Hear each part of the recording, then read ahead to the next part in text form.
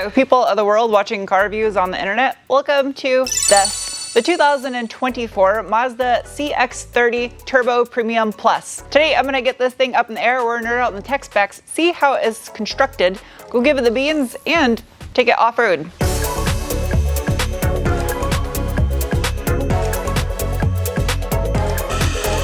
This thing's tiny. I didn't realize how small it was. Stainless steel, yep, whole exhaust stainless. A suitcase style muffler with actual metal tips. There's even little aerodynamic fins built into the side of the muffler. What is this? That's metal.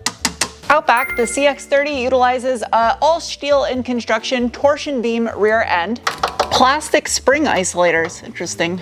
I guess Mazda makes their own, it's house blend Matsuda dampers. Housed in the center of that rear end is the iActive all-wheel drive system's brake-based limited slip differential. It is an open diff, but does have smart robots that can act like it's a limited slip, and it has a 3.841 final drive ratio. The way in which this rear differential unit works is when all-wheel drive is not needed and it's in full front-wheel drive, this thing is slightly overdriven. That way it's a faster reaction when it predicts that it needs the all-wheel drive. Oh, these little barnacles off to the side. It may look tiny, but the Premium Plus Turbo all-wheel drive trim of the CX30, codenamed DM internally, is the heaviest of all of them, and this thing surprisingly weighs in at 3,527 pounds.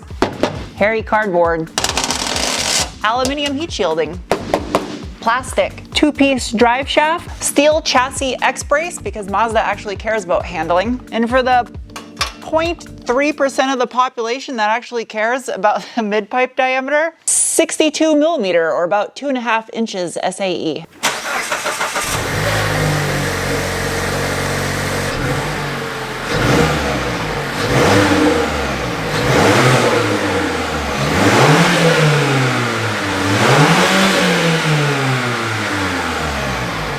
As the transmission goes with the CX30 all-wheel drive turbo, there's only one option available, and that is the SkyActiv Drive 6-speed auto. Has a maximum torque input rating of 461 newton meters or 340 pound-feet, and it is a multi-plate clutch and torque converter based system. It's Mazda's proprietary design. It makes it a little bit more engaging and fun to drive, and has a much broader lock-up ratio because it relies on those multi-plate clutches in addition to the torque converter. As far as the all-wheel drive system is concerned, it is a predictive-based system that monitors up to 27 sensors 200 times per second to determine whether or not it needs to send up to 50% of the torque to the rear wheels, or to save fuel, it runs in full 100% front-wheel drive. Up front, CX30 has an all-steel in construction McPherson strut style suspension. The cast iron knuckle? Pancho and Mexico. Oh, they used pink paint marker on the hardware at the assembly line. Fun. Front anti-sway bar measures in at, it's flat black. Weird. 25 millimeters in diameter. Anti-sway bar end link is like a foot long and about as big around as a pointer finger stick. That's like resin fiberboard plastic composite with a bunch of access panels for maintenance. Good job, Mazda. Got some duct work to channel airflow for the brakes for cooling.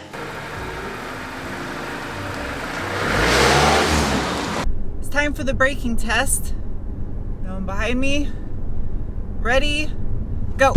Okay. Wow. That was some loud and aggressive ABS. I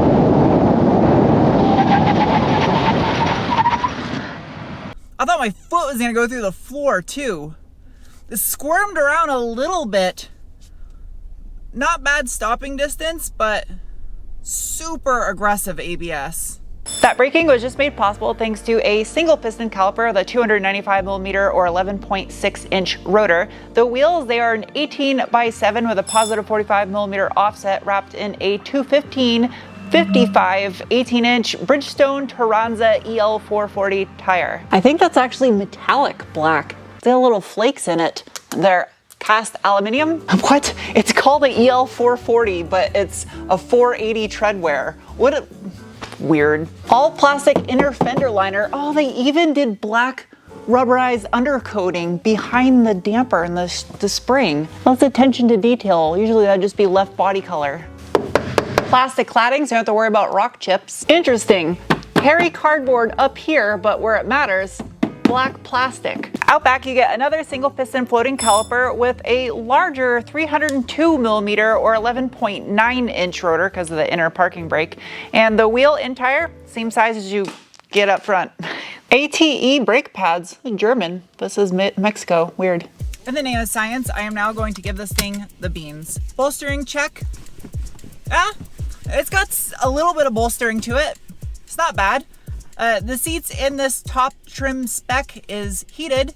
The steering wheel is also heated. Much like other Mazda products, the horn and airbag in the center is tiny. The top of the dash, this is actually brown rubber that's stitched. As far as drive modes go, I have a little flipper in the center that says Sport and off. I can flip that up and it puts it into sport mode. Flip it down and it is no longer sport mode. It also has this little Mazda CX30 climbing some rocks for the off-road mode. I can slap this over into manual mode, use it like a sequential, or I can flip over into sport mode, and I do have some little paddles in the back of the steering wheel. I'm gonna keep it in drive, let the robots do the thinking, and see what this thing can do. Ready? Go. Whoa, it actually spun the tires. I was not expecting that. That was a short shift and a little bit of a traction management or something. There was a pause. That's good.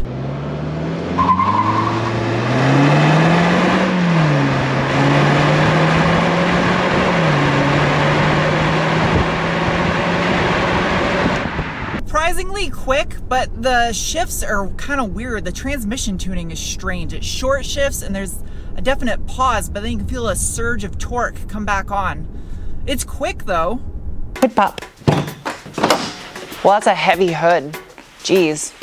And no hood strut. Mazda.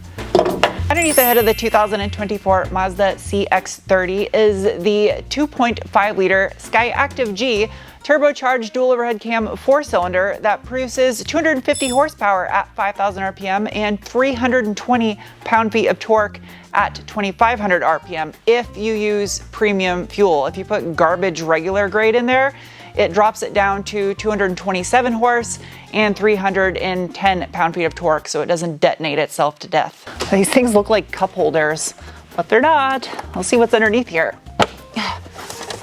Oh, very interesting. That must be for the cooled EGR system. All kinds of robot stuff. Oh yeah, you can see there's another coolant cap right here for the cooled EGR system, as well as the primary one right here for the expansion chamber on the radiator. And hanging off the back side of the engine here is the dynamic pressure turbo. It's just barely underneath the wiper cowl. Doesn't look like the worst in the world to access. I've by far seen way worse on transverse mounted engine configurations. Digging a little bit deeper on this 2,488cc 4-cylinder, it has an 89 by 100 millimeter bore and stroke with a 10.5 to 1 compression ratio. Moving up into the head where things get interesting, that dynamic pressure turbo I mentioned, that is bolted to a 431 integrated exhaust manifold into the head. And by what I mean by 431 is the outer two exhaust ports are separate and the inner two are combined, because the dynamic pressure turbo, essentially it acts like a variable geometry while still being a twin scroll. The way in which this works, in addition to that 431 manifold, there is a valve body located just after the cylinder head between the turbo, and that has a set of valves that are closed below 1620 RPM, forcing the exhaust gases through smaller chambers. And then above 1620 RPM, the exhaust pressure alone is enough to open up those valves, allowing it to flow through a set of larger chambers, which gives it the effect of variable geometry, in addition with the 431 manifold for the twin scrolls. Surprised Mazda didn't locate the battery in the rear for better weight distribution. They usually care about stuff like that. It's got a little snorkel for air induction hidden behind the front grille. In addition to down below, you can see it better, the active aero shutters over the heat exchangers and AC condenser. Rubber? This rubber is a little trim cap right here by the hardware. That's fancy. Snap this thing back into place. All right, let's take this thing for a rip.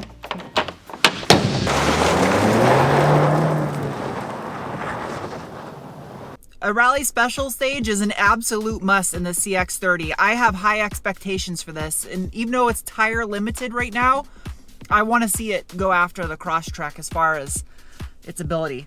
Go. Yeah. Oh, that was aggressive. Wow. Okay. Oh, holy shit. shit. Oh, it's really muddy. I'm going slow through the mud. I don't want this thing to get filthy yet. Ooh. Jeez, it's super muddy out here. This thing is incredible, even on these tires. Holy shit!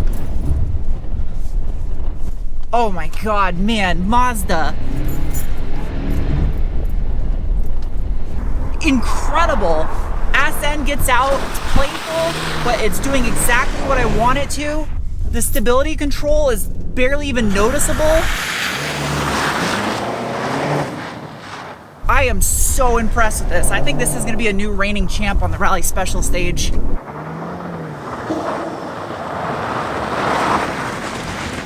I smacked the camera with my hand, so sorry. I was in the moment. This is so good. As far as the hill climb test goes, I really wanted to do the one that has max articulation testing over on the side, but with the combination of it having these tires and only having 8 inches of ground clearance, I didn't want to press my luck and accidentally damage the vehicle, but I have a feeling it probably could do it over there. I don't think I need sport mode, but I am going to use off-road mode. Not getting a run up at it, and I didn't take any air pressure out of the tires, just straight out of the box.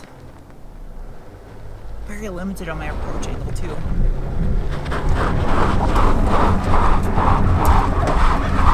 Ooh, it was getting angry at that. Excessive all-wheel drive system load. Drive slowly until warning light turns off. Okay. I don't think it's gonna do this, and not because of the all-wheel drive system, just because of the tires. Go.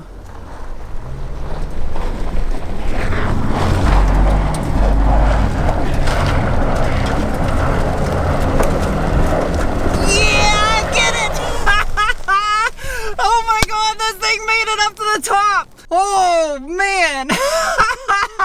Man, you put some good tires on this thing and it's unstoppable, I swear. I gotta test out the gravel pit since I reviewed the little Corolla Cross and it started to get stuck instantaneously. So tires are gonna be a factor here. And off-road mode again. Let's see what this little thing can do.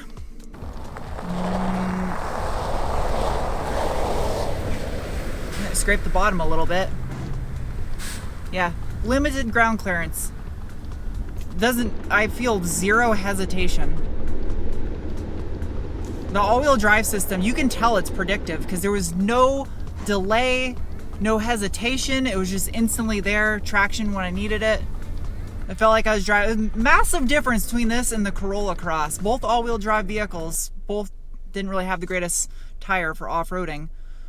This just, you didn't even feel like you're driving on gravel. I live in Arizona where it's sunny like almost every single day of the year and I don't own sunglasses.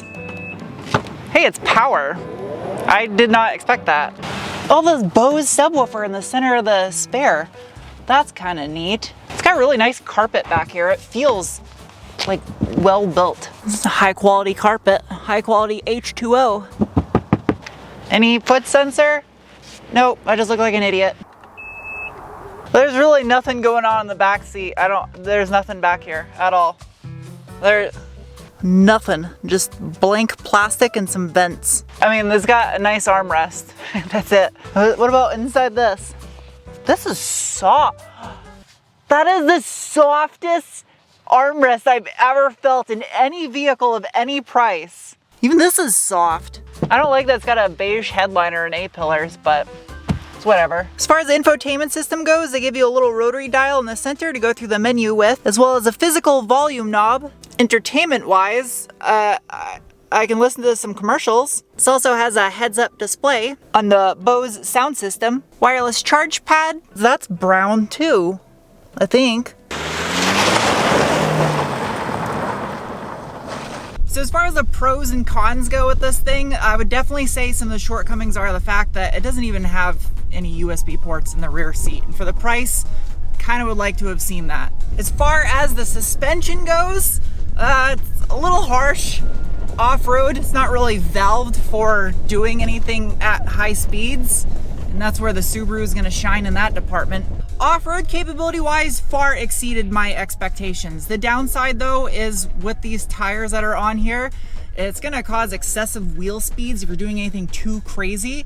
And in that situation, I think you could cause the all-wheel drive system to overheat, but tires are gonna be a huge factor. No one's gonna buy this to do any serious off-roading, but it would be nice if Mazda did offer an off-road package to go against the Crosstreks Wilderness, because this thing's all-wheel drive system as itself, because it doesn't have a CVT, way above and beyond Subaru in my eyes in that aspect. And I'm a huge Subaru fan too, saying this.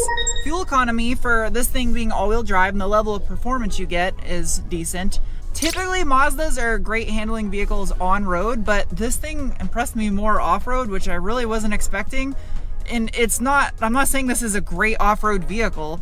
It definitely had its limitations, but for what I was expecting out of it, it was punching above what it should have been able to do. And for the few of you watching this right now with the idea of potentially modifying one of these, I would say yes, go for it. I would like to see what you can do. I mean, the engine is great. I'm sure you can make a ton more power out of it. The transmission, it's not a CVT. So there's that. And yeah, some upgraded suspension and wheels and tires, and it would be great on or off-road.